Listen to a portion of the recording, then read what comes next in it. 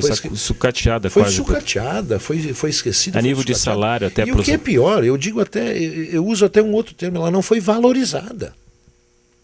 Nossa Polícia Civil não foi valorizada. E deveria ter sido.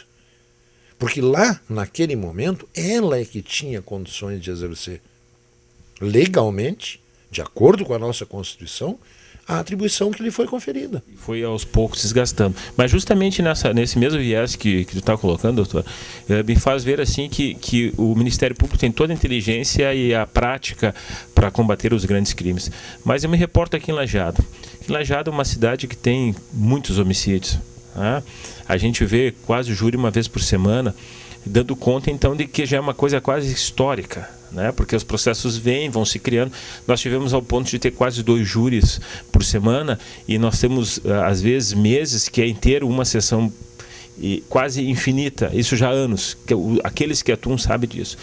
Eu me pergunto muitas vezes assim, que tipo de mega operação ou que tipo de operação o Ministério Público, e eu digo até agora a visão daquele que trabalha, tu que trabalha num técnico, né? Um esperto no assunto, de que tipo de ação o Ministério Público poderia fazer, né, para o combate desses homicídios, e eu digo até de forma preventiva, já que eles estão assumindo, porque tu disseste, estão assumindo até a função a mais da polícia investigativa, que seria essa nossa constitucional. O que tu pode dizer a respeito disso? Será que o Ministério Público tem condições de fazer uma precaução, usar sua inteligência para precaver, utilizar uma mega operação para evitar essas bases? A gente sabe que muitas vezes a base é a droga, eu sei que eles combatem, mas assim, efetivamente, para aquele pai, aquele irmão que teve o seu ente ceifado pela morte, por um homicídio brutal, o que nós podemos, não digo criticar, mas o que nós podemos ajudar nesse sentido, no papel de advogado, para que o Ministério Público atue dessa forma de combate a esses crimes de homicídio que acontecem na nossa comarca? Eu acho que a gente tem que separar um pouco essa questão da investigação. Né? A investigação, ela é, na sua origem, policial. Origem policial.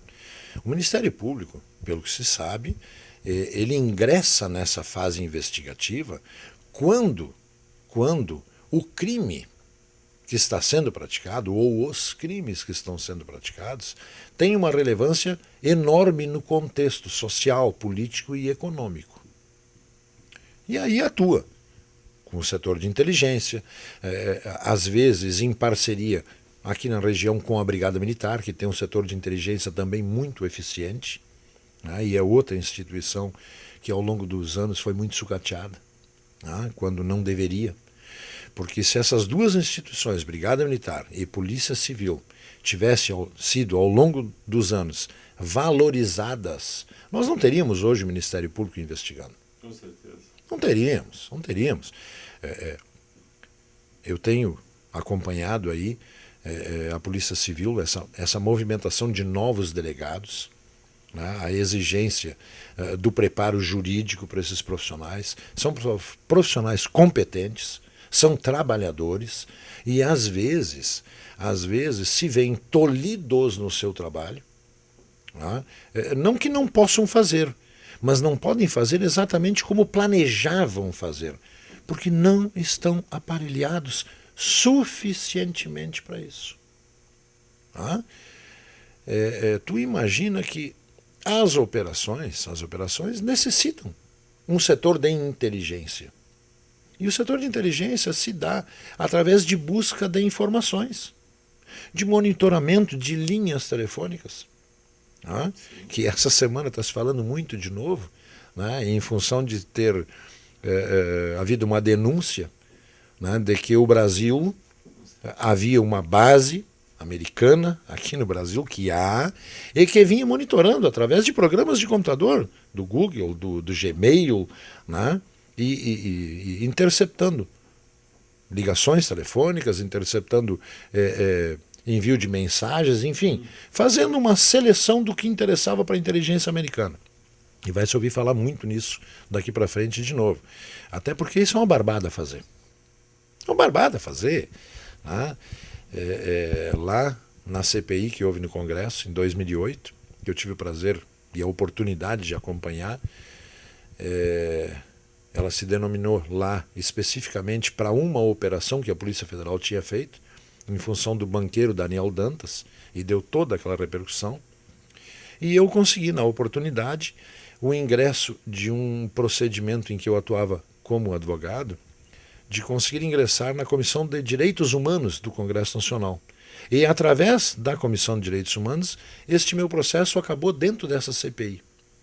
Então, tive essa oportunidade de aprender bastante lá, Marco, porque haviam nesta CPI 2 advogados, que era o advogado Daniel Dantas, esse grande banqueiro, e eu, né, que tive essa oportunidade. Então se aprendeu muito na época, e hoje vai se ouvir falar muito isso de novo. O sistema Guardião é um sistema que é acessado também e requisitado pela Polícia Civil. Antes de tu chegar no Guardião, é uma coisa que os telespectadores têm que entender. No nosso estado tem um sistema central de informação que, sob autorização, né, judicial, no controle da Polícia Civil e da Brigada Militar, e muitas vezes até do Ministério Público, tem acesso a todos os dados, desde que autorizados, seja eles telefônicos, seja eles de mensagens telemáticas, seja eles virtuais. Queria que tu me explicasse, né? Eu já expliquei previamente o que seria o Guardião. O que é o Guardião hoje de instrumento defensivo para a sociedade? O que ele é, na sua visão? Eu dei mais ou menos um breve traço. O que é o Guardião hoje, para o telespectador saber? Que também é um serviço de inteligência dos órgãos de segurança. O que é o Guardião? Sistema Guardião hoje? O Guardião é um sistema que o agente policial, na sua investigação, usa para fazer um monitoramento, um rastreamento das interceptações telefônicas, dos diálogos que há na criminalidade. Né? E através desses diálogos, evidentemente, se comprovam as ações criminosas que esses praticam. É bem verdade, e existe uma lei específica sobre isso, né, que prevê de que forma isto é feito. Uma lei pequena, com 8 artigos apenas, né, e ela deve ser seguida. Mas veja bem, aí nessas ocasiões em que há um acompanhamento prolongado, apesar de a lei não prever isso, o judiciário tem dado amparo a isso, né? E tem dito que na sequência dessas atividades criminosas há a possibilidade sim de prorrogação N vezes dessa autorização judicial. Essa autorização judicial ela é dada por um prazo determinado, né? É enviado a correspondência à operadora que libera o sinal para aquele agente especificado pelo juiz. E ele passa a monitorar e acompanhar todas as ligações telefônicas que essa pessoa dá e recebe. E por aí tem se investigado a maioria dos delitos que essa pessoa pratica. O Guardião é um sistema hoje essencial. Necessário hoje. Necessário e essencial. Sem este mecanismo, a investigação ela teria que se dar a outro nível, a nível de acompanhamento pessoal. Tu imagina, numa grande operação dessas, tu tem lá, a autoridade policial tem lá 5, 6 alvos. Como é que vai monitorar esses 5, 6 alvos? Tem que designar um funcionário para seguir o cara 24 horas por dia? Né?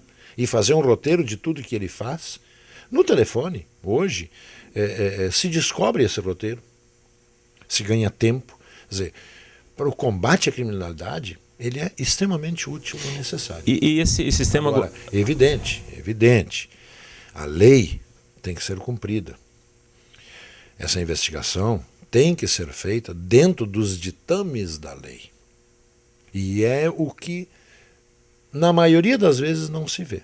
Se vê até o judiciário dando amparo à continuidade destas interceptações, às vezes durante 1 ano, 2 anos ou mais.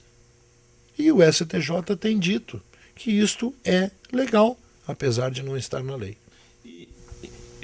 Para o nosso telespectador, o sistema Guardião tem combatido eficazmente os crimes? A gente vê que... Eu estou te fazendo pergunta, tu está lá na questão defensiva, né? É difícil na condição de advogado, fazer uma defesa quando o guardião entra, quando existe isso aí? Como é que o senhor vê isso aí? Bem, aí entra o trabalho do profissional que conhece toda esta sistemática, que foi o que quando essa caixa preta foi aberta lá na CPI, é que se soube de que forma poderia se buscar esses dados dentro da própria operadora, né, na comparação do e-mail da ponta da antena, né, para localizar o alvo no tempo e no espaço, porque até então, se tu recorda, Marco, havia uma discussão em que se usava o sigilo, o direito ao sigilo, em função da Constituição Federal, né, que era o grampo no aparelho telefônico residencial. Com a entrada do aparelho móvel, se abriu essa discussão. E lá, 10, 12, 15 anos atrás, quando havia uma interceptação de um diálogo desse, a preocupação era saber a localização do alvo. Se ele estava realmente no local aonde o agente policial dizia estar. Se aquele diálogo não havia sido interceptado antes da autorização judicial e, por um lapso ou às vezes até por vontade própria, esse diálogo acabava dentro do prazo de validade da autorização. E aí entra o trabalho do profissional que conhece essa sistemática para buscar esse dado. Se ele foi antes ou se foi depois, dentro da autorização. Mas é um instrumento necessário, sim. A gente tem visto aí nos programas de televisão, principalmente de jornais, às vezes a transcrição de alguns diálogos que comprovam algumas atitudes. E este é o aspecto que eu não acho simpático e não acho legal, nem para o advogado, nem para a parte, nem para o Ministério Público e muito menos para a polícia. Tá? Porque ela induz a um pensamento de condenação antecipada. E é justamente isso, doutor Ney, que eu quero comentar no próximo bloco, no próximo programa, com relação a essa questão dúbia da interceptação e a maneira como ela é aplicada. Estejam com nós, então, no próximo programa, quando vamos descobrir novas ideias do sistema guardião, o seu poder de investigação, quem sabe os seus erros, quem sabe a sua construção efetiva no combate ao crime. Até mais.